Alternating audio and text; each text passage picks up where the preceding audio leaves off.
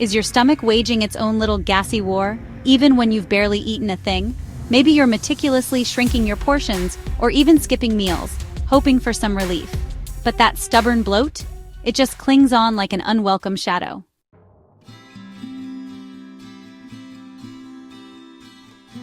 It's frustrating, it's uncomfortable, and honestly, it can be pretty confusing, and you're not alone in this. Lots of people deal with bloating. For instance, nearly 1 in 7 Americans experience it weekly, and a whopping 90% of folks with IBS say it's a major issue for them. If this sounds like your daily struggle, you really need to hear this. The amount of food on your plate often isn't the real enemy.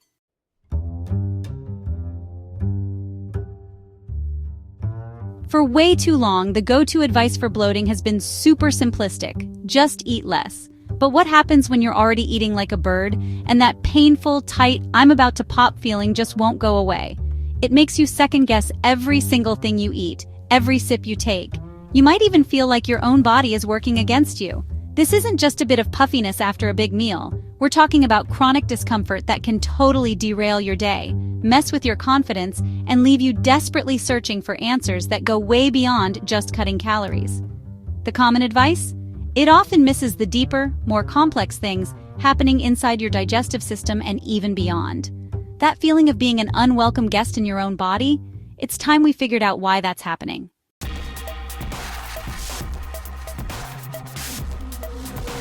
So, if cutting way back on food isn't the magic solution, what is going on? Let's get into the science a bit, because the real reasons behind your persistent bloating might actually surprise you.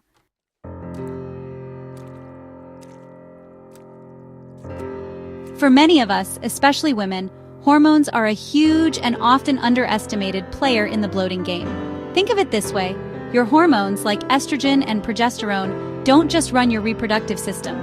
They have a pretty big say in how your whole body works, including your digestive tract.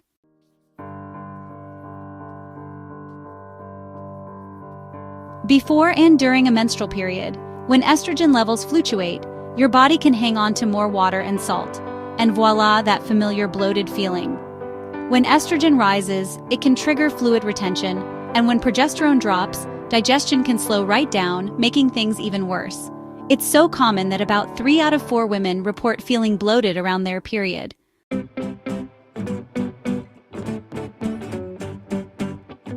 But it doesn't stop there. Perimenopause and menopause, they bring their own hormonal roller coasters. As estrogen declines during these times, digestion can slow down even more, and you might find yourself more sensitive to certain foods. This can make bloating a more frequent and stubborn visitor. Plus, conditions like polycystic ovary syndrome or PCOS and endometriosis, which involve hormonal imbalances and inflammation, often have chronic bloating as a key symptom. So that swelling might not be about the food you ate, but more about the complex hormonal dance happening inside you.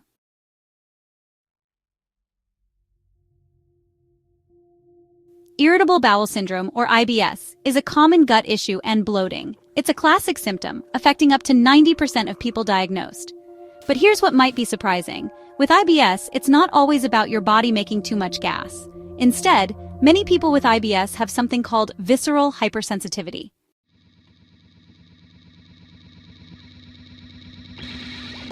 Fancy term, right? It just means their gut is super sensitive, and even normal amounts of gas can feel incredibly painful, causing pressure and intense bloating. Imagine the volume control on your stereo. For someone without IBS, the volume might be at a comfortable level 3, but for someone with that gut hypersensitivity, the same level 3 feels like it's cranked up to 10. Their nerves are basically on high alert. The brain-gut axis, that's the communication highway between your brain and your digestive system, also plays a big part here. This means stress and how you're feeling psychologically can really ramp up these sensations.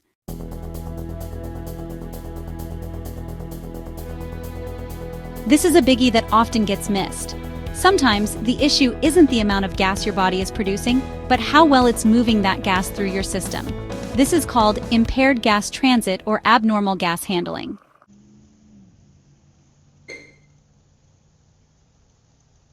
Think of a traffic jam. The cars, or in this case the gas, are there, but they just can't move forward smoothly. This can happen for a few reasons, like abnormal gut reflexes, or issues with the muscles in your abdominal wall and diaphragm. Those are the ones that are supposed to help make space for and get rid of gas. For example, normally, when there's more in your gut, your diaphragm should relax and your abdominal wall muscles should contract to make room. But for some people who get really distended, the opposite happens. The diaphragm contracts, and the belly wall muscles relax, pushing everything downwards and outwards. This leads to that visible, uncomfortable bulge, even if you haven't overeaten or produced a crazy amount of gas.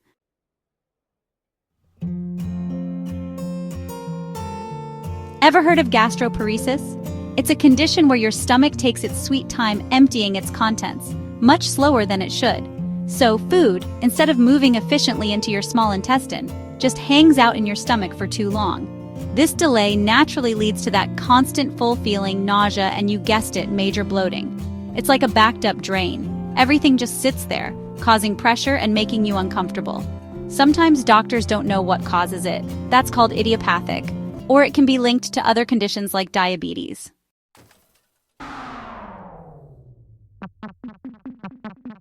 SIBO stands for small intestinal bacterial overgrowth.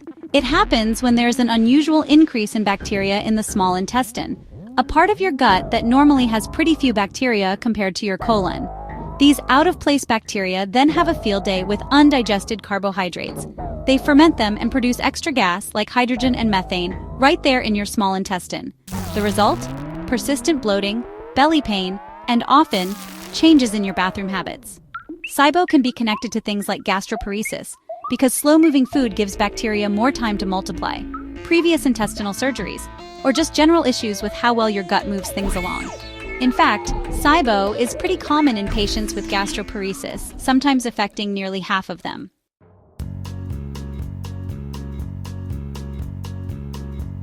This one might sound minor, but it can be a surprisingly big reason for bloating, especially if you're bloated even when you're not eating. Aerophagia literally means air swallowing. We all swallow a bit of air when we eat and drink, but if you're swallowing too much air, it can build up in your stomach and intestines. This can cause bloating, lots of belching, and abdominal discomfort. So, what makes us swallow too much air? Eating too fast, talking while you eat, chewing gum all the time, smoking, drinking a lot of fizzy drinks, or even feeling anxious or stressed can make you do it. Some people with anxiety or depression might swallow more frequently just out of habit. Even things like poorly fitting dentures or using a CPAP machine the wrong way can play a part.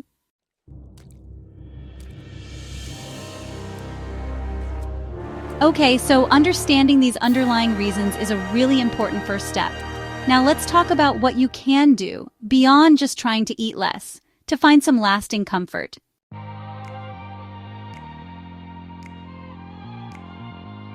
Mindful meal timing and pace. Instead of 3 big meals, maybe try smaller, more frequent ones throughout the day. This can stop your system from getting overloaded. And here's a big one. Eat slowly and chew your food really well. Aim for around 20 to 30 chews per bite. When you rush your meals or eat with your mouth open, you can end up swallowing a lot of extra air.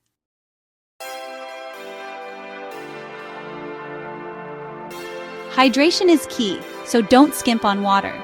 Being dehydrated can actually make constipation worse and cause your body to hold on to water to try and make up for it, both of which can lead to bloating.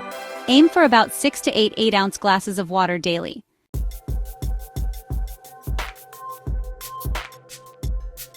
Quick tip though, try not to chug lots of liquid during your meals, as this can dilute digestive juices for some people. It's better to sip it between meals instead.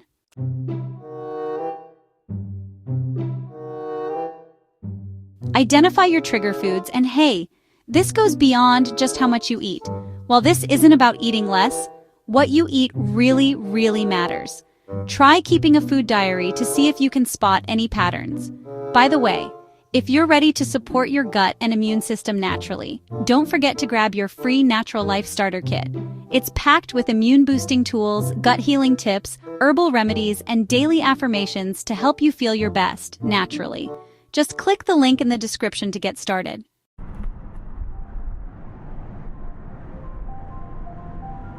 So, if you have IBS, a low-FODMAP diet, ideally guided by a dietitian, can be a real game changer. FODMAPs are specific types of carbs found in foods like wheat, onions, garlic, some fruits like apples and pears, dairy products that contain lactose, beans, and even artificial sweeteners like sorbitol.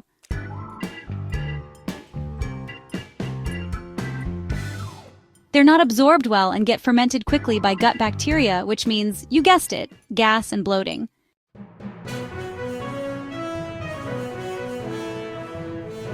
When it comes to gas-producing foods, we all know some common culprits: beans, lentils, Brussels sprouts, cauliflower, and cabbage. They're nutritious for sure, but if you're sensitive, try introducing them slowly or look for alternatives.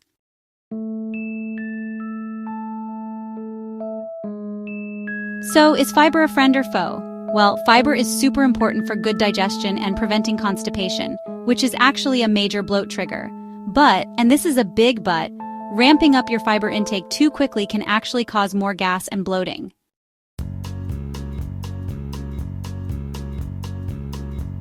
It's best to go for a gradual increase and focus on soluble fibers. You know, the kind you find in oats and linseeds, which are also known as flax seeds. Up to 1 tablespoon of linseeds a day with some fluid can be helpful, though it might take a few weeks to really notice a difference.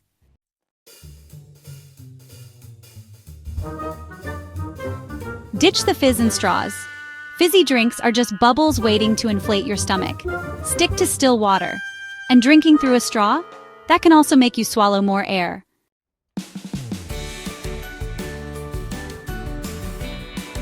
Get moving. Physical activity is a fantastic bloat buster. Seriously, even a simple 10 to 15-minute walk after meals can help get your bowels moving, release trapped gas, and ease constipation. And regular exercise also helps stop your body from retaining water.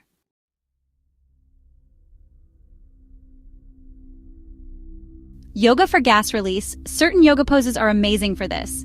Things like child's pose, happy baby pose, or gentle spinal twists can help position your abdominal muscles in a way that encourages trapped gas to, well, make its exit.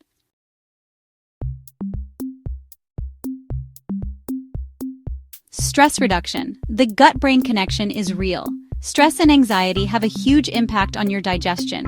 When you're stressed, your body can divert energy away from digestion. Plus, stress can make you more sensitive to pain and discomfort. Remember that visceral hypersensitivity we talked about?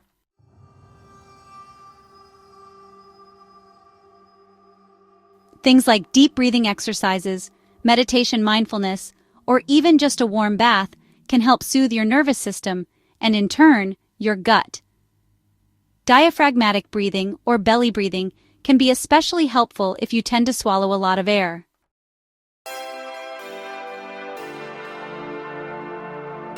Probiotics, the good bacteria. Probiotics, which you can find in fermented foods like live yogurt, kefir, sauerkraut, and miso, or as supplements, might help balance your gut bacteria. This could potentially reduce gas production and improve digestive symptoms for some people.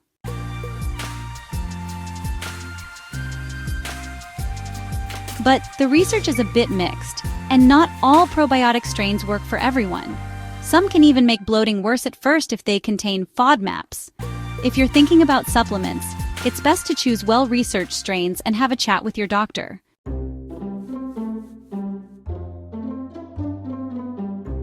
Herbal helpers have, been used for ages to help with digestive comfort. Peppermint, for example, has shown promise in relaxing gut muscles and easing IBS symptoms, including bloating, particularly when taken as a concentrated herbal tincture for faster relief. Ginger supports digestive health and can be particularly effective when taken as a tincture, which allows for faster absorption.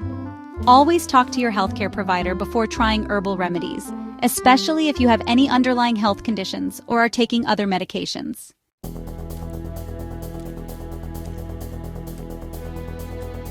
While these lifestyle tweaks can bring a lot of relief for many, please remember that if your bloating is persistent, severe, or getting worse, it's always best to get it checked out by a healthcare professional.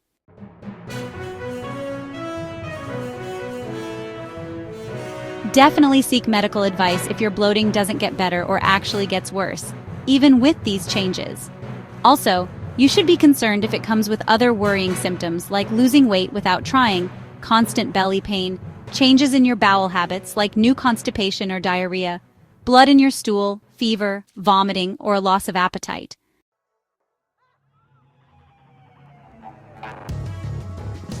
If bloating is seriously impacting your daily life and how you feel overall, that's another sign you shouldn't ignore.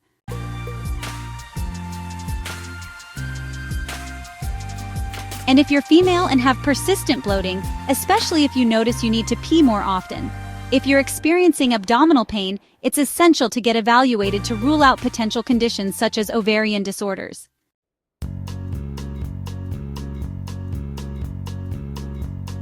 Sometimes a doctor can really help figure out if there's an underlying medical condition causing the trouble, like celiac disease, inflammatory bowel disease, SIBO gastroparesis, gynecological issues, or even rarer conditions that need specific medical treatment.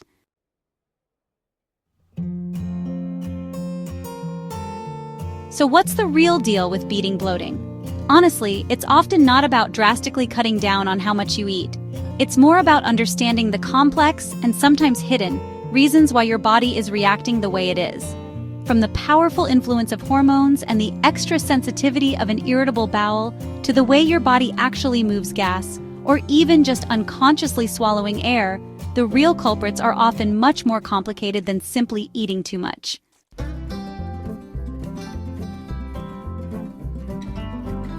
By shifting your focus from just restriction to making smart lifestyle adjustments, like eating mindfully, choosing foods that work for your body, moving regularly, managing stress, and getting targeted support when you need it, you can start to reclaim your comfort and find some real, lasting relief.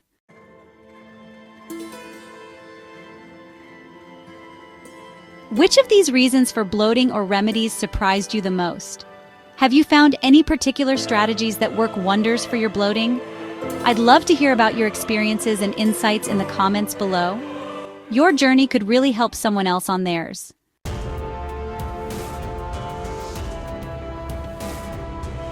And if you found this information helpful, please give this video a thumbs up and hit that notification bell so you don't miss our next video. Top 10 Foods to Supercharge Your Immune System Naturally. It's packed with easy, powerful upgrades to your daily routine. Click the link in the description to keep learning and keep healing. Subscribe for more natural life insights. Your gut truly is your immune powerhouse, so start nourishing it today with foods that work with your body, not against it. And if you haven't already, download your free Natural Life Starter Kit for a full wellness reset, gut healing guides, immunity tools, and more. Find the link in the description below or visit naturallifebydirtyaz.com. Your digestive peace is definitely worth fighting